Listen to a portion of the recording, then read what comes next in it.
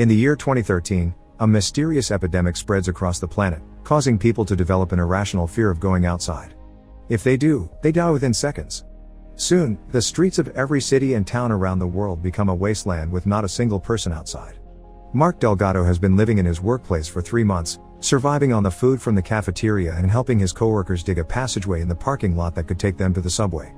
One day, he notices someone broke the window of a car to steal a GPS, which makes him quite angry and provokes him into digging more aggressively. This turns out to be a positive thing, because thanks to him, they finally break the wall and find a safe way out of the building.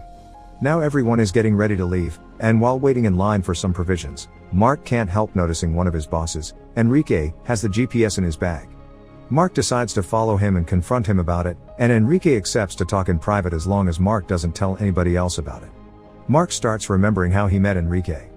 Many months ago, the man was hired to take care of the company's productivity problems and was known for being ruthless when it came to treating employees, firing them without hesitation if necessary.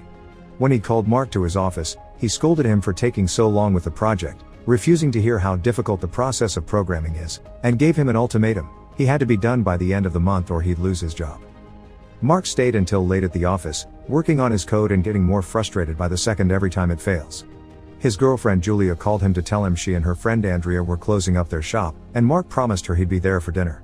However, his computer blue screened, and he ended up staying longer than planned. When he finally made it to his apartment, he noticed that his neighbor opened his door just to see him arrive, and his girlfriend already had dinner without him.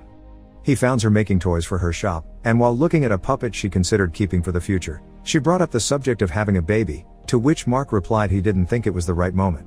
Later that night, he couldn't sleep so he watched some TV. The news was talking about a Canadian teenager that recorded his suicide after spending 6 months inside his house, never leaving because of fear. The next morning at work, everyone was watching the same clip, causing Mark's coworker Rivera to nervously leave the area. Another coworker pointed out he hadn't changed his clothes or taken a shower in days.